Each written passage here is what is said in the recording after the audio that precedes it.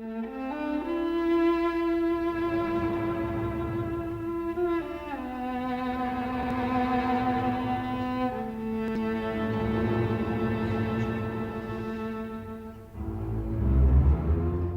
болытлар әйтик, каушый башлый. Моңсу гыналар куйра. Мыштым гыналар хәзерләнә, яшнәп, күкрәп яңгыр коярга. Токташның да бүген шундый көне, шигъри болыт куйра җанында, табигатьнең үзен хәтерләтә, ул һәр вакыт шундый чагында.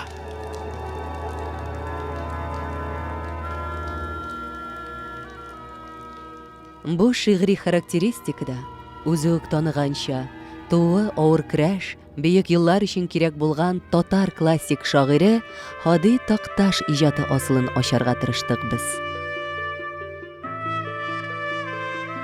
Шагыйрьнең дөньяга килүе үк ниндидер серле мәгънә саклый сыман. Ул яңа гасырның иң беренче көнендә, ягъни 1901 елның 1 гыйнварында Габгади Сыркыды авылында туа.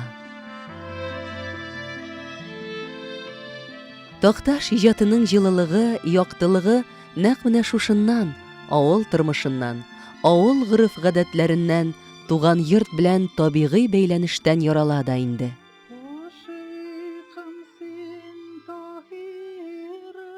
Менә хәзердә бик еракта, гүя бик еракта серле җәннәт булып күренә.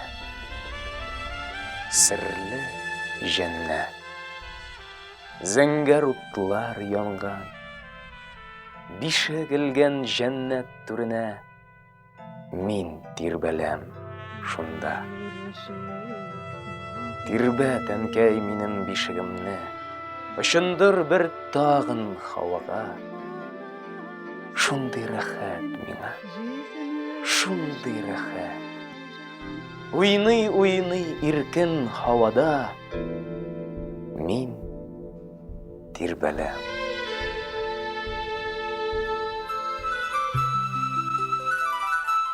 Эх, кичәгенә әле февраль иде. Бүген давыл кырга кар ташый. Март айының нечкә билле җиле сузылып ятып җиргә кар ашый. Ерак калмый инде майга да, яз ясарбыз салкын тайгада.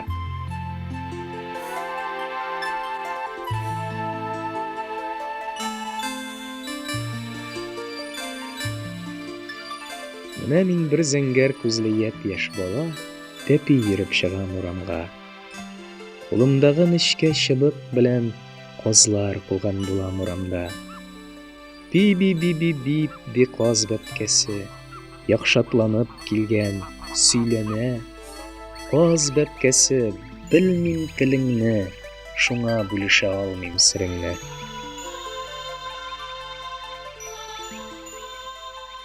Һади кечкенәдән үк хыялый була. Бөтен авылга ул үзенең тик тормаслыгы, әледән-әле яңа такмаклар, уйдырмалар чыгаруы белән таныла. Бу шаярулар аркасында аңа еш кына эләккәли дә. Нәни разбойник үзен язучылыкка әзерли дигән уй, мөгаен авылдашларының башына да килеп карамагандыр. Мин яралдым серле моңнарым белән бар дөньяны елатырга. Әйе, миндә көчле байрыннар җаны. Көн килер, күз яшьләрем тормыш күгендә ялтырар. Дәртле җырларым моңыннан ил елар. Әйе, минем көчле рухымнан җир вә күкләр калтырар. Такташның һәр гамәле нигезендә хәрәкәт ята. Шагыйрь һәр вакыт хәрәкәттә. Тамбов урамнарын ташлап китәм.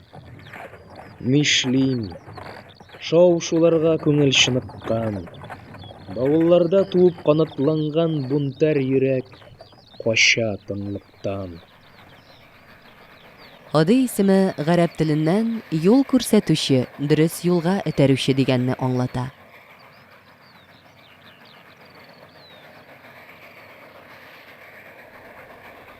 Поезд ыргый, таныш урманнардан. Тәгәрмәчләр шаулап баралар. Уйлар һәр очраган ак каенның ботагына асылынып калалар. Поезд ыргый, ә мин тәрәзәдән озатып калам һәрбер танышны. Һәрберсенә җылы хисләр белән елмаямын үтеп барышлый.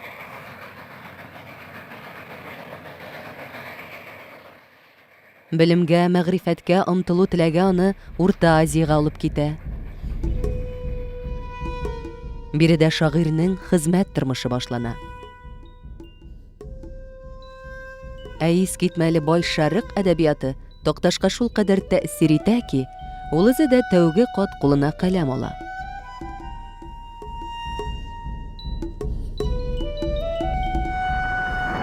Беренче бөтен дөнья сугышы.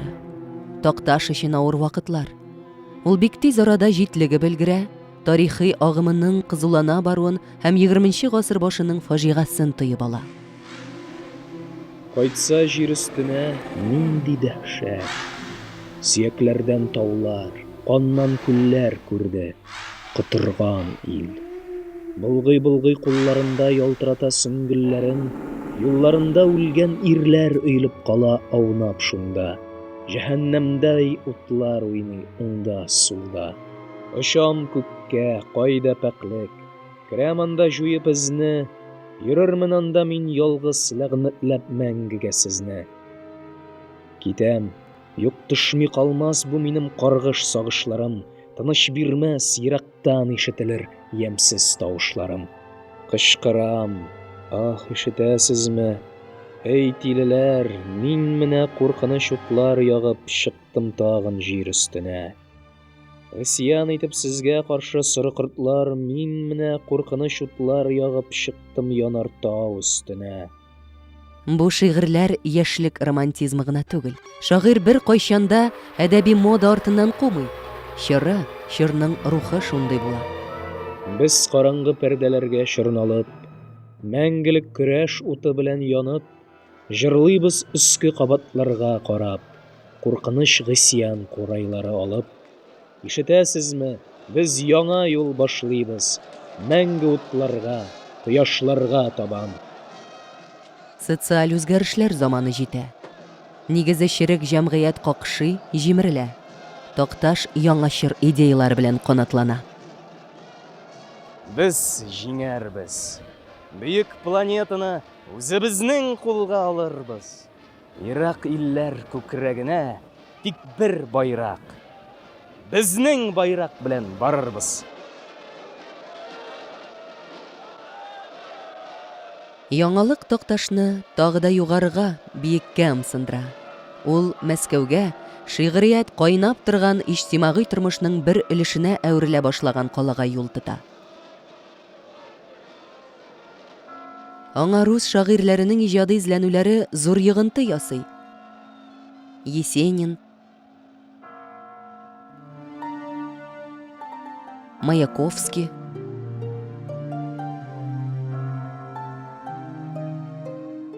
Токташ татар шагыйре. 1922 елда зур бер ташкын булып ул Казанның шигъри тормышына килеп керә.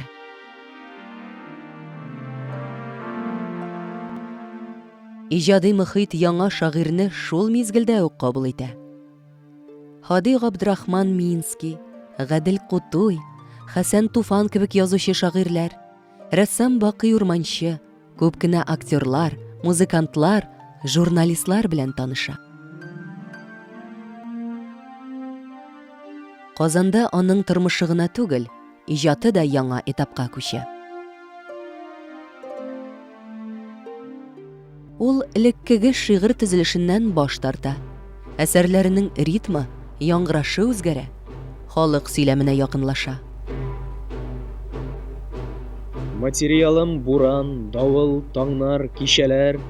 Материалым син дә, мин дә, ул да, бу да, алар да. Бу темага керә давылдан соң бөтен типлар. Эшле, эшсез, бары да. Ә урамда кояш чәчәк аткан. Нурдан туфан майданнарга ташланган, җир уянган, урам дулкынланган, тормыш симфониясы башланган. Оркестр йөрәк кылларыннан, ахзарлардан, көлү өненнән, тимер тавышлары гудоклардан, миллион тавышлардан төзелгән. Ул оркестр шушы урамнарда күптән уйнап килгән.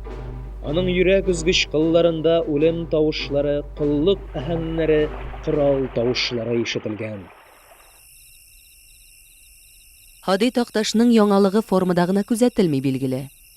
Чын барлыкны гадәти дә булмаган, шул ук вакытта бик табигый да чаралар белән сурәтли белүендә, фикерләренең, хисләренең ирекле агымында да чагыла. Бездә һәр гаилә хәзер каршылыклы. Бик күп кешеләр икегә бүленә. Мохтар бабай кебек күпләр әле үзе дошман бүген үзенә. Чөнки канга сеңеп калган иске гадәт, иске караш, иске йолалар яңа кешенең туып үсүенә киртә булып чыгып торалар. Без искене җимереп планетада тигез тормыш, матур, яңаны төзү уе белән янабыз. Һәм без шуның өчен илебездә зур тазарту алып барабыз.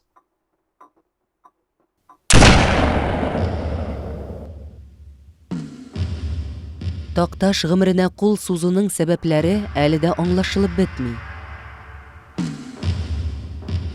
Сыйныфара каршылыкларны исәпкә алганда, бәлки бунтар шагыйрьнең иҗады ялкынын сүндерергә омтылу булгандыр бу.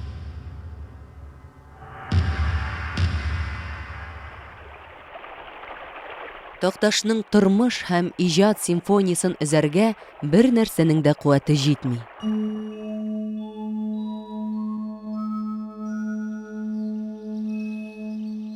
Май айлары. Бөтен дөнья яшел киемнәргә киенгән. Гүл түгелгән бөтен сахраларга, урманнарга сирень гүленнән исләр аңкып тора.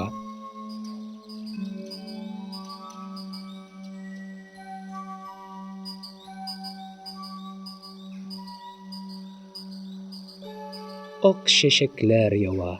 Дөнья матур, шундый матур булып тоела, күге зәңгәр гүя йолдызлары ак кар булып җиргә коела. Бәхетлемен ахыры.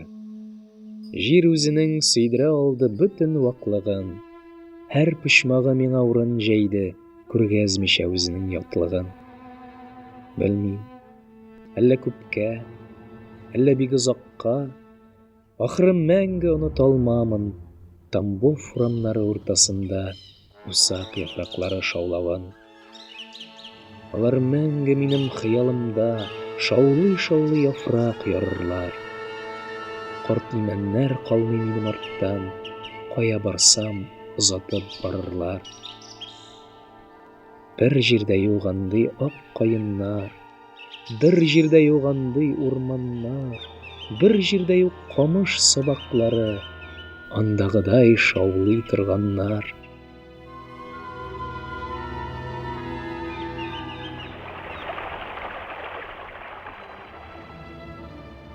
Такташ җан авазын, моңын, гамен түкми-чәчми кәгазьгә төшерә.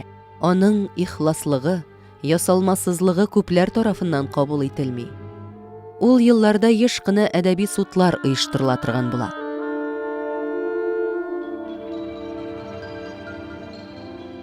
Фәхиш шәһәр. Синең урамыңа мин гысьянчы кереп адаштым. Ширеп беткән мишан баткагында иркен уйларымнан саташтым. Синең урамыңда җанга җылы юктан туңам мин. Ширеп беткән мишан мунчасында көзге чәчәк кебек сулам мин. Фәхиш шәһәр. Синең урамыңа көчле дуслар эзләп килдем мин. Тик ялгыштым. Синдә Дон Кихотлар, милләтчеләр туе күрдем мин. Такташ шигырьләрендә күбрәк тышкы матурлыкны мактау, төшенкелек, иртәге көнгә ышанмау чаккылары өстенлек итә. Бу бит аны декадент ясый. Декадент, бу иң реакцион алым. Аның шигырьләрендә Газраилләр, фәрештәләр, Тағылын кебек тұлысқа язмаған нәрселер. Символистларға бізде орын жоқ. Шахси мәнфәғәтләрен жәмғияттен үстін қою, оны бізден айыра. Ол ялғызлықны яқлаушы, енілмей! Қуырға керек топташны. Біздің пролетариат әдәбиетінден қуырғағына түгел, сүрге керек. Сабирамасы.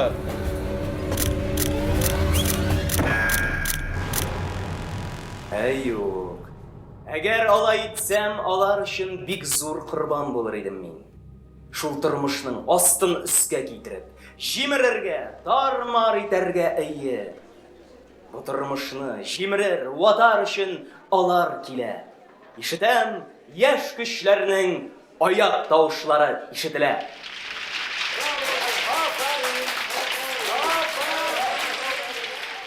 Хади Такташ һәр әдәби бәрелештә җиңеп чыга. Укучылар шагыйрьне аңлый, якын итә. Ул тамашачыларның мәхәббәте, кумиры. Бигрәк тә яшьләр тартыла аңа.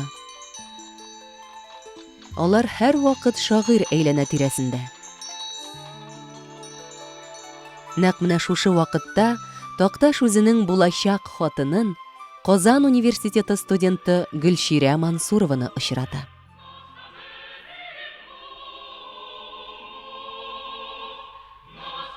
Мәхәббәт темасы бер генә шагыйрьне дә читләтеп үтә алмый. Такташта бу тема бигрәк тә тирән, романтик рухта моңлы итеп бирелә.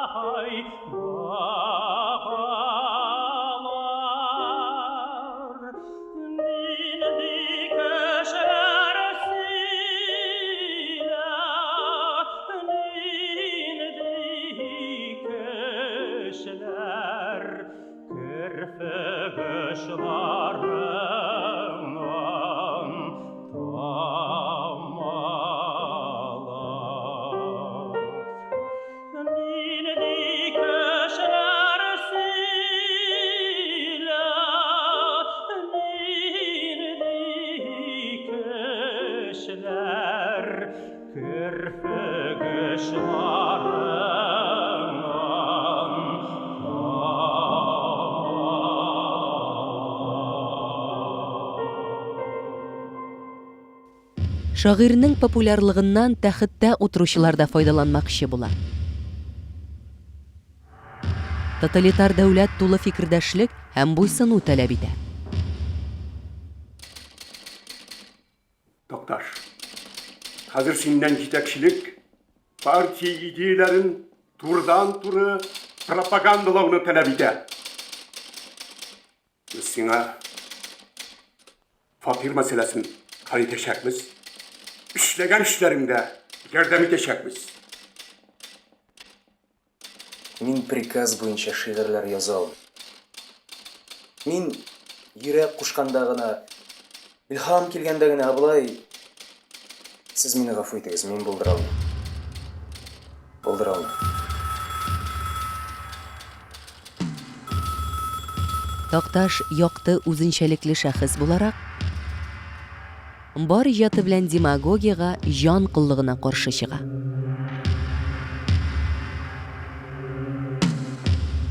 Инде Сталин репрессияларына да озак калмый.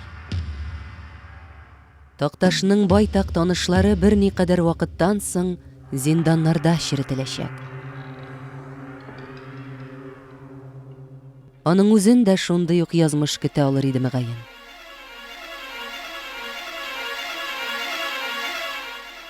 Сез бу хатны минем укыганда авыр еллар үткән булырлар.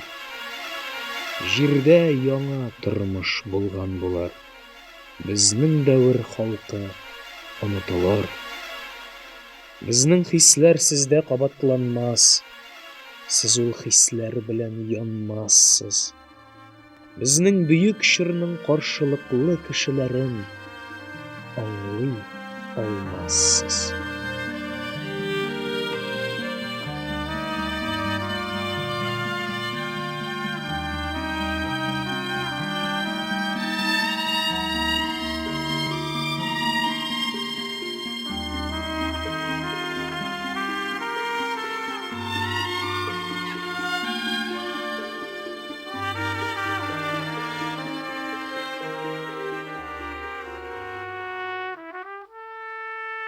Бу тынаклану гына билгеле.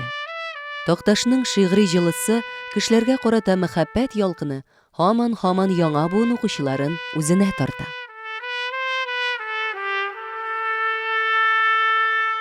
Токташ яңа татар шигырен иҗат итүче иң бөек реформатор дибез икән. Ул бит башка аңардан соң килгән шагыйрьләрдә аның тәэсире, аның мәктәбенең чагылышын күрергә тиешбез. Ул нәкъ шулай барды.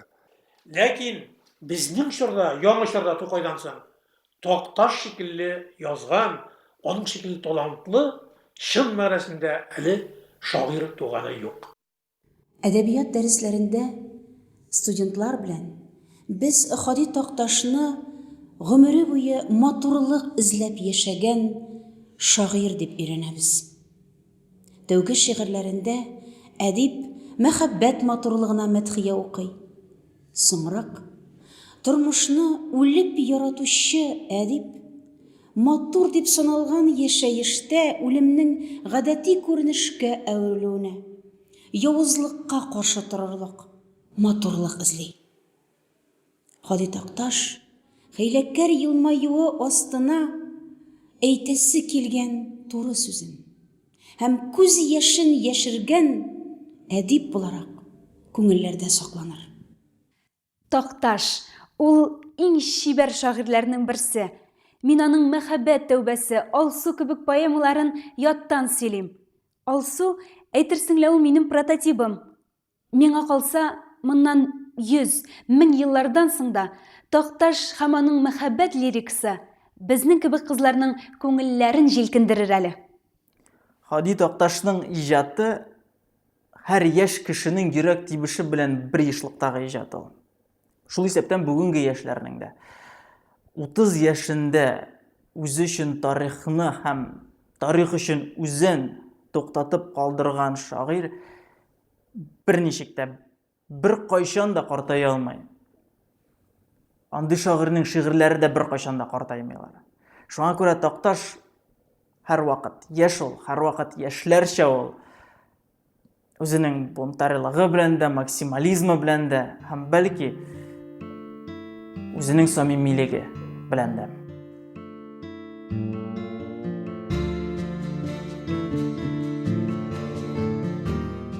Язмыш ул очраклылыклар җыелмасы диләр. Бәлки закончалыклар җыелмасыдыр. Токташ артык дөрләп яна. Шуңадыр да гомере бик кыска була аның.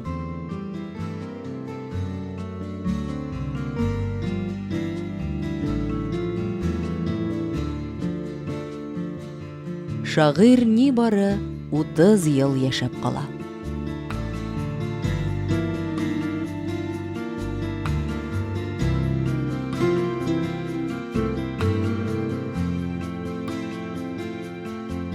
Рәхмәт әнкәй сиңа. Ярый әле мине тапкансың. Озын төннәр буе йокламыйча җырлый баккансың. Синең авыр кара тормышыңда ярдәмчең булмадым булуын, ләкин авыр көрәш, бөек еллар өчен кирәк булган минем тууым.